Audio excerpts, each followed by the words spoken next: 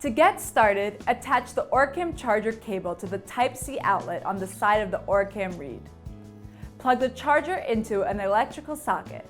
For the initial charge, be sure to charge to maximum capacity. Leave plugged in for approximately 3 hours.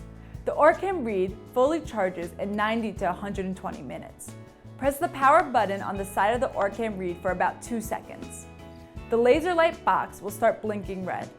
After about 1 minute, you will hear, OrCam Read is ready. Battery is 100% charged. Note, if you did not hear the phrase, OrCam Read is ready, or you're not sure that the OrCam Read is on, touch the trigger button.